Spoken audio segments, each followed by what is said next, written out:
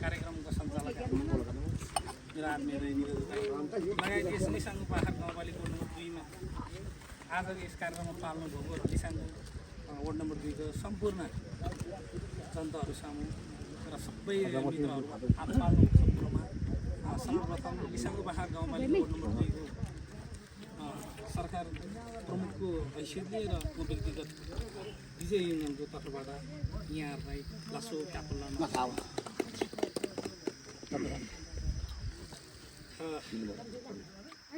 देशमा लोकतान्त्रिक गणतन्त्र आइसकेपछि दोस्रोपटक केही गर्न पाएँ। यसमा यहाँहरूको मतको एकदमै म कदर गर्छु। यहाँहरूको अमूल्य मत मलाई दिएर निर्वाचित भए। म दोस्रो जनप्रतिनिधि छु अहिले।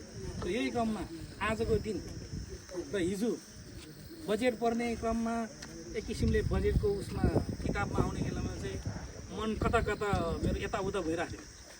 त्यो म छोटकरी मलाई तपाईँहरूले भन्नु यो पर्नुभन्दा अगाडि पनि एकपटक तपाईँको प्रदेश सरकारमा विपक्षी पार्टी अब एबिसी त्यो अहिले पार्टी त नतोकौँ, अहिले समयकाल पनि त्यही रहन्छ र अब एकअर्काले विरोध गरेर हुने कुरा पनि केही छैन, गर्नु पनि हुन्न। त्यो विरोध गऱ्यो भने त्यो नैतिकता मान्छेले विरोध गर्छ होइन। त्यो भएछ त्यतिखेरै तपाईँको 65-64 करोड पर्यो भनेर एक किसिमले सूचना आएको थियो, किताबमा पनि आएको थियो। र पछि र कार्यान्वयन गर्दाखेरि त्यो भएन, त्यो रहेन भने कता कता खोज्न जाँदाखेरि हामी भन्दा पनि म त्यो सम्बन्धित ठाउँसम्म जान सकेन।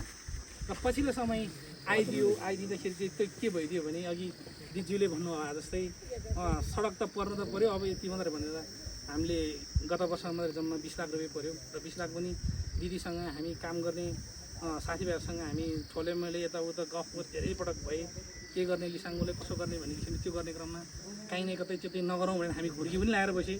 हामी बनाउनु अघि उहाँले भन्नुभएको चाहिँ म त दिजु नै भन्छु, तर नाताले हामी काकाछोरी भए पनि हामी त ठोले मैले पनि भयो, हामी नगरे भने घमण्डी गरेर बस्यौँ दुईजना। र वास्तवमा पछि आएपछि त एक किसिमले ल त्यो नगरेसम्म त अर्को बजेट नआउने भनेपछि त मैले चाहिँ दिदीले नै जिम्मा लगाइदिएँ। लो दिदी तपाईँको इच्छा जो के गर्न मन लाग्छ गरोस्, म त यो ठुलोमा चाहिँ म हात हाल्न चाहन्न। मैले के गर्नुपर्छ सहयोग वडाबाट त्यस्तो किसिमको चाहिन्छ भने गराउनु भन्ने किसिमले ल काका त्यसो भए म गराउँला भन्ने किसिमले उहाँले एक किसिमले राम्रो भूमिका खेल्नु भएर हामीले 20 लाख रुपियाँ सम्पन्न गरेपछि अहिले त्यो 20 लाख सम्पन्न भइसकेपछि अहिले यो बजेट सङ्घबाट हुँदै प्रदेश समन्वयन गरेर अहिले पालिकासम्म वडासम्म समन्वयन गरेर र सबै चिज र भएर चाहिँ आज त्यो अघि पनि भनेर मैले आज यो बजेट परेर आज चाहिँ उद्घाटन गर्ने जुन ठेक्का पर्ने मान्छेले मलाई सुरुमा सिंहबहादुर दाई मेरो आत्मीय दाई हुनुहुन्छ। उहाँ अघिल्लो वर्ष तल सिँचाइ सम्पन्न गर्ने व्यक्ति हुनुहुन्छ। उहाँले ल अध्यक्ष कता हुनुहुन्छ भने दाई म यतै छु नि बोधोतिरै पसलतिरै भनेर ल तेरो वडामा चाहिँ त्यो ठुलो ठेक्का परेको मेरो प्रयास है भनेर भन्नुभयो। म एक किसिमले अग्मग्यो, उहाँसँग मैले सवाल जवाब गर्न सकिनँ किनभने खुसीले मेरो छाती चाहिँ पुरो चौडा भयो कि तपाईँ ठुलो भयो, मैले भन्नै सकिनँ। एकछिन आँसु पनि आयो। मैले आज भन्दैछु यहाँमा अनि होइन आउँदा ल किन नआउनु नभए म भरेपछि अब म चाहिँ यता बाहिर छु, भरेपछि म तिमीलाई चाहिँ त्यो एक किसिमले पेपरहरू त्यो के हुन्छ त्यो म पठाइदिन्छु, नभए जिल्ला त्यो पूर्वाधार शाखामा तिमीले एकचोटि सोद्धाखेरि पनि हुन्छ भन्ने भयो। ल म एकदम ज्यादै खुसी भएर पछि त्यही समयक्रम आउने क्रममा चाहिँ मैले आज यो दिन कुरिरहेको मैले समन्वयन गर्ने मलाई यो ठाउँमा आउने यो काम यो यतिको आजको वातावरण बनाउनलाई मलाई एकदमै सहयोग गर्नुभएको यो ठाउँमा आएर बोल्न दिनुभएको निरज दाई हुनुहुन्छ। उहाँहरूको हाम्रो निबटाउने उहाँप्रति पनि खुसी व्यक्त गरेर विशेष धन्यवाद गर्न चाहन्छु। र त्यो किसिमले हामीले गर्दाखेरि नहुने त केही छैन रहेछ नि त होइन।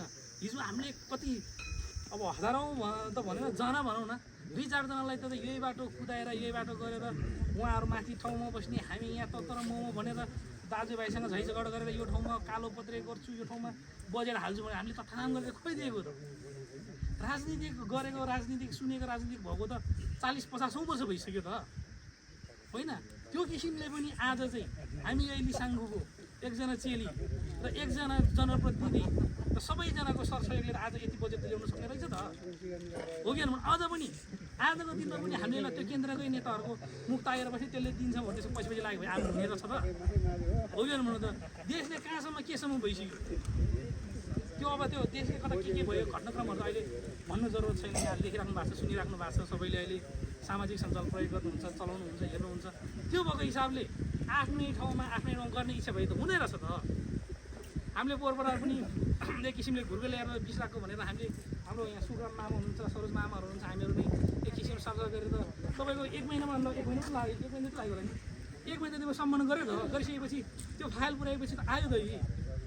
हामीले करोडौँ अरबौँ इच्छा त थियो, त्यति नभए पनि आज हामीले 4.5 करोडको पैसा 4.5 करोड पैसा यसलाई लिएर आज ठुलो बनाउन सक्यो, फाकिलो बनाउन सकिएको छ। अब त्यसै गरी अहिले नै भनौँ योभन्दा त्यो 10-15 वर्ष 10-15 दिन अगाडि मात्रै यसकै ओह्रालोमा हेर्नुहोस् हामीले कति दुःख भयो। त्यो तथानाम गाली गरेर मलाई भिडियो कल गरेर गयो भन्दा जनरल प्रतिनिधि के हेरेर बसेको, त्यो वडाध्यक्ष कहाँ के गरेर बसेको, यो के हेरेर त्यो निर्वाचित भएको पहिलाको वडाध्यक्ष के हेरेको, अहिले नयाँ मानिसको दुनियाँ तथानाम गाली खाइन हामीले। अब त त्यो दिन हामीलाई रहेन नि त। कति राम्रो रे, बाटो राम्रो रे, मैले बसमै नै फालिसक्यो। अब त्यो भएको हिसाबले नाम ठुलो रे, खै त विकास यस्तो बाटो रे, अब के भन्नु त। गर्ने इच्छा जोस जाँगर भएपछि हामीसँग सबैजना अघि दिदीले भने अनुसारले एकले थुक्यो भने सुक्छ, सबैजनाले थुक्यो भने एक किसिमले नदी बन्छ नि त। बनिसकेपछि आज हामी आइसक्यौँ, यो ठाउँमा आइसक्यो, यो ठाउँ बन्ने भइसक्यो। त्यसमा यहाँहरूले पनि म के अनुरोध गर्न चाहन्छु भने म निर्वाचित 79 सालमा यहाँहरूले गरेर पठाउनु भएको 5 लागि त्यो दिनदेखि मैले मेरो पार्टी कार्यक्रममा पार्टी कार्यालय मात्रै म भन्छु नेपाली काङ्ग्रेसको, त्यहाँ चाहिँ म एक किसिमले पार्टीको घमण्ड